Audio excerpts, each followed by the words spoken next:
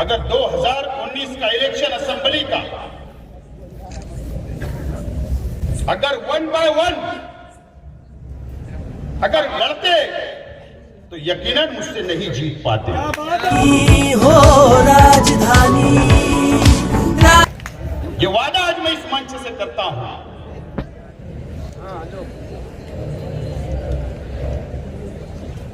शहर में बहुत धोखा खाया।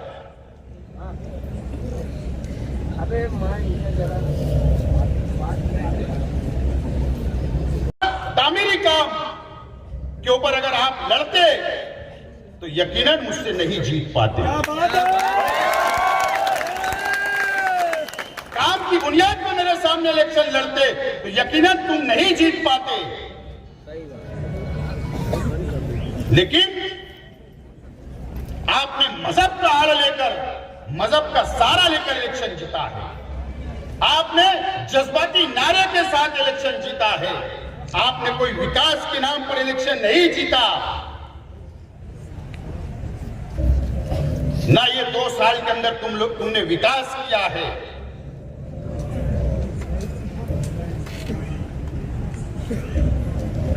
मेरा सवाल है कि 2 साल के अंदर क्या तामीरी काम आपने किया, उसका हिसाब शहर की आवाम को दे दो। सिर्फ अगर इनको सर्टिफिकेट देना चाहिए तो हर हफ्ते यूट्यूब चैनल वालों को घर में बैठकर जो बयान देते हैं, सिर्फ इतना ही तुमने काम किया। यह शहर का कोई विकास, कोई डेवलप तुमने नहीं किया है। और जहां तुम्हारी जमीन खसकती है, जहां तुम नाकाम होते हो, तो वहां तुम मजहब का सहारा लेना शुरू करते हो। यह शहर जान चुका है, यह शहर समझ चुका है। अब यह शहर धोखा खाने वाला नहीं है। तुम कितना ही बड़ा महागठबंधन बना लो, लेकिन राष्ट्रवादी कांग्रेस पार्टी के सामने इंशाअल्लाह तुम कामयाब नहीं हो सकोगे। यह मजमा इस बात की गवाही दे रहा है। हमारे नौजवानों के सामने तुम नहीं टिक सकोगे। यह मजमा इस बात की गवाही दे रहा है। मैं मेरे नौजवान साथियों से कहना चाहूंगा कि सिर्फ मैं आपके साथ नहीं खड़ा हूं। राष्ट्रवादी कांग्रेस पार्टी, शरद पवार साहब जो हमारे नेता है, उन्होंने मुझसे वादा किया है कि ये शहर के लिए जो जरूरत होगी, ये शहर की तामीर और तरक्की के लिए जो जरूरत होगी, करने के लिए हम तैयार हैं। इस तरीके का वादा शरद पवार साहब ने हमसे किया है। इस तरीके का वादा अजीत दादा पवार साहब ने किया है। इस तरीके का वादा छगन भुजबल साहब ने किया है। इस तरीके का वादा जयंत पाटिल साहब ने किया है कि फिक्र करने की कोई जरूरत नहीं। इस शहर के अंदर तामीर के नाम पर जितना फंड लगेगा, आपको जितना विकास करना है, जितना डेवलप करना है, चाहे आपको जो भी मसला है, समाज के अलग अलग वर्गों का जो भी मसला होगा, हर मसला हल किया जाएगा। ये वादा मुझसे उन्होंने किया है। पूरी सरकार और पूरी पार्टी हमारे साथ खड़ी हुई है। दोस्तों, मैं मेरे नौजवान साथियों से कहना चाहूंगा, अब आपको ये शहर की काया पलटना है। ये शहर का मुस्तकबिल आपके हाथ में है। बहुत हो चुका मजहब के नाम पर, बहुत हो चुका जज्बाती सियासत के नाम पर। हम लोग कभी हिंदू और मुसलमानों में बांटा जाता, कभी बिरादरियों के अंदर बांटा जाता और अपनी राजपाट हासिल कर लिया जाता, सत्ता हासिल कर ली जाती। लेकिन ये शहर का नौजवान को तय करना है कि कब तक हम हिंदू और मुसलमानों में बटेंगे, कब तक बिरादरियों के अंदर बटेंगे। नुकसान किसका होगा? नुकसान तो इस शहर का हुआ, नुकसान तो इस शहर के नौजवानों का हुआ, नुकसान तो इस सड़क का हुआ, नुकसान तो इस शहर के मजदूरों का हुआ।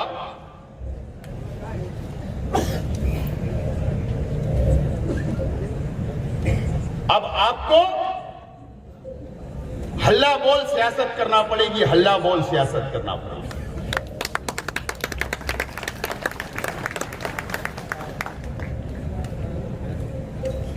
और ये शहर का मुस्तकबिल अब हमको तय करना है। मुझे बताइए कि आज भी हमारे शहर के अंदर बहुत विकास और डेवलप की जरूरत है, बहुत तामीर और तरक्की की जरूरत है, लेकिन आने वाले इलेक्शन में अगर हम लोग ऐसे ही बढ़ गए तो फिर ये शहर नुकसान उठाएगा।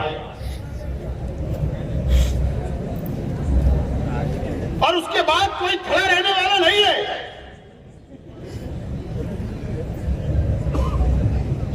कोई नुमाइंदा आपके साथ में सामने नहीं खड़ा रहेगा, आपकी मदद करने कोई नहीं आएगा। इस शहर का मुस्तकबिल अब आपको तय करना है। मैं इसीलिए राष्ट्रवादी कांग्रेस पार्टी में गया तो पहले मैंने वन बुथ 11 यूथ कि हमने नौजवानों को जोड़ने का काम किया।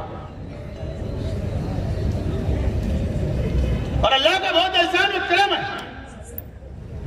कि 350 बूथ के ऊपर हमारे नौजवानों की टीम खड़ी हो चुकी। नौजवानों को डिजिटल कार्ड हमने दिया। नौजवानों के सपोर्ट में खड़े रहने का मैं आप लोगों से वादा कर रहा हूं, आपके मसाइल हल करने का वादा कर रहा हूं। चाहे आपके घरेलू मसाइल हो, चाहे रिश्तेदार के हो, चाहे दोस्तों के हो, हर मसला हल करने का मैं वादा आप लोगों से कर रहा हूं।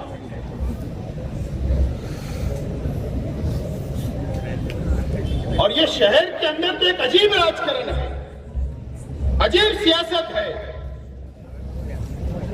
कुछ लोग सियासत में इसलिए रहते हैं कि हमेशा इतिहास है कुछ लोगों का। आप इतिहास उठाकर देख लो, ये शहर की सियासत का हमेशा बड़े लीडरों की दलाली करने का काम इस शहर के अंदर कुछ लोगों ने किया है। तो भी दलाली, असेंबली का है तो भी दलाली, कि अपना घर कैसे भरा जाए, अपनी जेब कैसे भरी जाए, ये करने का काम इस शहर के अंदर किया गया। ऐसे लोगों को भी आपको पहचानना है।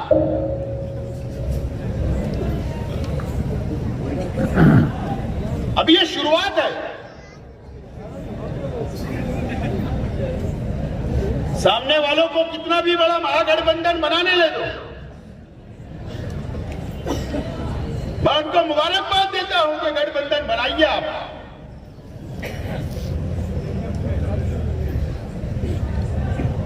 आने वाला इलेक्शन शेख आसिफ नहीं लड़ेगा, ये शहर के नौजवान तुम्हारे खिलाफ में लड़ने वाले हैं।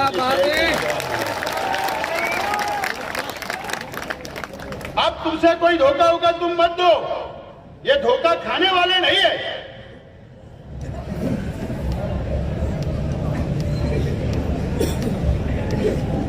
राष्ट्रवादी कांग्रेस पार्टी की तमाम ही विंग तैयार बैठी है,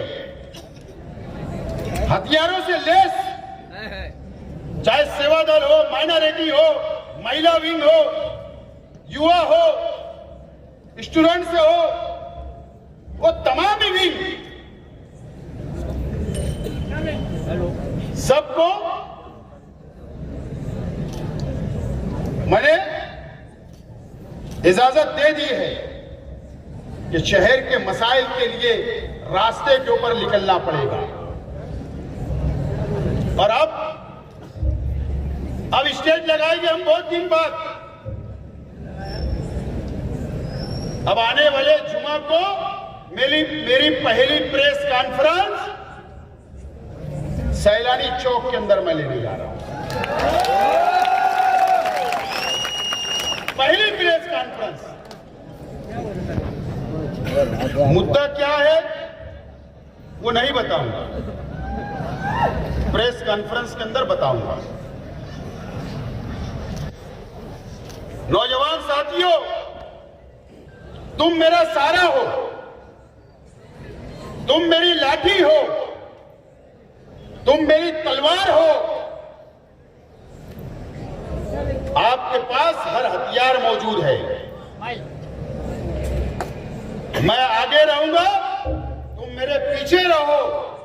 और ये शहर है और हमारे मुखालिफ है, और दो दो हाथ करने के लिए भी अब हम तैयार हैं।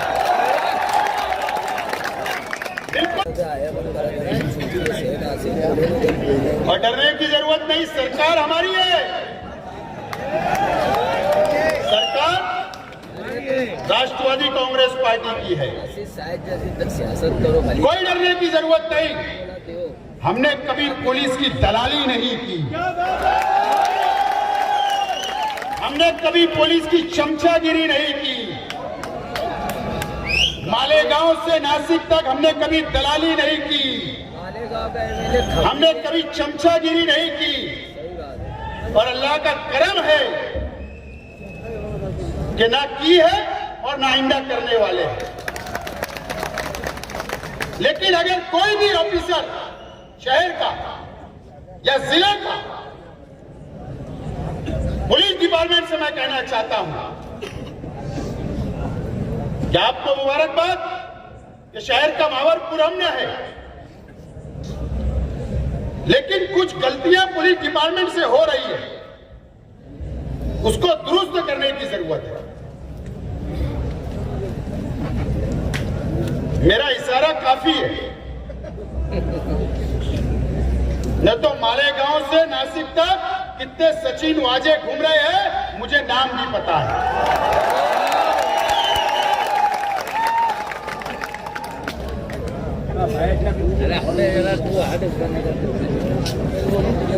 नासिक में जाकर 4-5 लोगों को ले जाकर हमारे मुखालिफ लोग, अगर पुलिस डिपार्टमेंट किसके ऊपर केस बनाती है, किसी के ऊपर जुल्म होता है, तो वो नासिक जाकर वहां से दबाव मालेगांव शहर की पुलिस के ऊपर बनाने का काम किया जाता है। मेरा ये नहीं कहना है, अगर वो गलत है तो कार्रवाई होना चाहिए, और अगर वो झूठी खबर है या झूठी कंप्लेन है तो उसकी चौकसी होना चाहिए। लेकिन दबाव पुलिस ने बिल्कुल नहीं डालना चाहिए डिपार्टमेंट के ऊपर, कितना भी बड़ा आदमी हो, शेख आसिफ क्यों ना हो। लेकिन अगर गरीबों में जुल्म होगा और पुलिस अगर सामने वाले का साथ देगी, तो यह शहर कभी बर्दाश्त करेगा नहीं, कभी बर्दाश्त नहीं करेगा। मैंने मुख्तसर कहा हूं, थोड़े में ज्यादा समझ लेना चाहिए पुलिस डिपार्टमेंट। और इतना तो पता ही है, तो राष्ट्रवादी कांग्रेस पार्टी के पास गृह मंत्री है। बिला वजह तो मैं कंप्लेन नहीं देता, सबूत के साथ दूंगा। फिर बाद में बोलना मत कि आपने क्यों फला की कंप्लेन दे दी, क्यों हमारी कंप्लेन दे दी। शहर में क्या क्या नहीं चल रहा है, क्या क्या नहीं चल रहा है। या मंदिर के बाहर से चप्पल भी नहीं चोरी होती है। हम लोगों को बिल्कुल डरने की जरूरत नहीं, हम संघर्षवादी लोग हैं। आंदोलन करेंगे, जेल जाएंगे। हम क्या डरने वाले हैं क्या? कि मछली बाजार के अंदर मैक्सी उड़ा के भागने वाले हैं? मछली बाजार से मैक्सी उड़ा के भागने वाले हैं क्या? मैंने पहले भी कहा था, मारे मरद, मार खाए मरद। कोई डरने की जरूरत नहीं है, कोई डरने की जरूरत नहीं है। लेकिन हम लोगों को अब एक नए हौसले के साथ, एक नई ऊर्जा के साथ हम लोग को रास्ते पर उतरना पड़ेगा, घर घर जाना पड़ेगा, राष्ट्रवादी कांग्रेस पार्टी को मजबूत करना पड़ेगा, शरद पवार साहब के हाथों को मजबूत करना पड़ेगा। और इसके लिए कि भारतीय जनता पार्टी को उसकी जगह बताने के लिए, नरेंद्र मोदी और अमित शाह को उसकी जगह बताने के लिए। आप लोग बहुत जल्दी भूल जाते,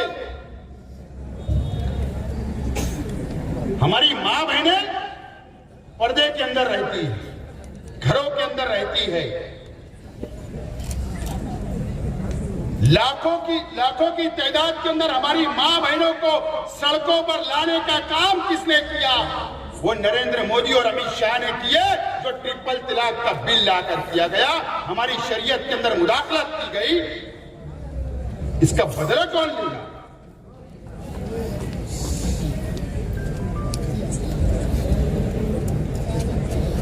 या एनआरसी लगा दिया गया। शरद पवार साहब को मैं मालेगांव शहर की आवाम की तरफ से मुबारकबाद देता हूं, सलाम करता हूं कि अगर शरद पवार साहब अगर इस महाराष्ट्र के अंदर 3 पार्टियों की हुकूमत नहीं बनाते और भारतीय जनता पार्टी की हुकूमत होती तो एनआरसी महाराष्ट्र के अंदर लागू होता और मुसलमान परेशान नजर आते हैं। शरद पवार साहब की मेहरबानी है, उनकी हिकमत अमली थी कि भाजपा को दूर रखने का काम किया। सिर्फ पार्लियामेंट के अंदर तकरीर कर लेने से कुछ नहीं होता, सरकार की काया पलट कर देने से सब कुछ होता है। और जमहूरी मुल्क है, और जमहूरी मुल्कों के अंदर सरों को गिना जाता, जिधर ज्यादा सर हो गए उसकी मानी जाती और जिधर कम हो गए उसकी नहीं मानी जाती। 9 मुसलमान मिले चुनकर जो आए, इन कांग्रेस के, 2 एनसीपी के, 2 समाजवादी के और 2 एमआईएम के। हुकूमत बनाने कितने एमएलए लगते हैं? महाराष्ट्र के अंदर अगर हुकूमत बनाना है, वजीर आला बनाना है तो 145 एमएलए की जरूरत होती है। मुझे बताओ, जो लोग तुमको लड़ाने आते हैं हैदराबाद से, जो लोग तुम्हारी वोट को बांटने आते हैं, कि वो हुकूमत कभी बना सकते? जब तक सेकुलर पार्टियों की अगर हुकूमत हमको अगर लाना है बार बार, तो राष्ट्रवादी कांग्रेस पार्टी को मजबूत करना पड़ेगा। आएंगे, इन्होंने तो 19 में धंधा करके चले गए महाराष्ट्र से, इन्होंने बिहार में से धंधा करके आ गए, इन्होंने कल बंगाल से धंधा करके आ गए, बिहार से धंधा करके आ गए, तमिलनाडु में धंधा करके आ गए और काम भी चल रहा, बाहर भी घूम। इनको पहचानना पड़ेगा कि जज्बाती तकरीर हम नहीं कर सकते, कि अल्लाह ताला ने हमको ज़बान नहीं दी, कि हमको कुर्सी प्यारी नहीं है।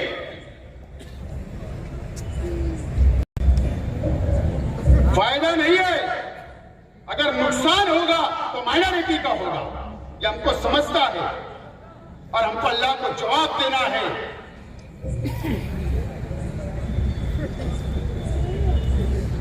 दोस्तों, आप लोगों को बहुत सोच समझ के फैसले करना है। महबूब भाई, इनको फोन गए, इनको एसएमएस गए और ये लोग हाजिर हो गए, दावतनामा गया, हाजिर हो गए। ये जनरल पब्लिक को नहीं बुलाया गया और हमारा फील्ड वर्क है, ये वादा करता हूं। मैं पार्टी में गया, कोई ओहदा नहीं मांगा, अध्यक्ष पद भी नहीं मांगा था, ईमानदारी से। मैंने कहा मैं कार्यकर्ता बन के काम करने के लिए तैयार हूं और पार्टी बोल देगी कि आप अध्यक्ष पद से इस्तीफा दे दो, कार्यकर्ता बन के काम करना है, तो अजमा लो ना, ये भी शेख रशीद की औलाद है। के साथ रहना है, पवार साहब के नेतृत्व में काम करना है, पवार साहब के हाथों को मजबूत करना है, राष्ट्रवादी को मजबूत करना है। ये जो तय कर लिया गया है, इंशाल्लाह इसके अंदर 2 कदम भी अब मैं पीछे हटने वाला नहीं हूँ। डायमंड कारपेट मालेगांव मुस्तफा बंगार बाजार होलसेल रेट में यहाँ पर कारपेट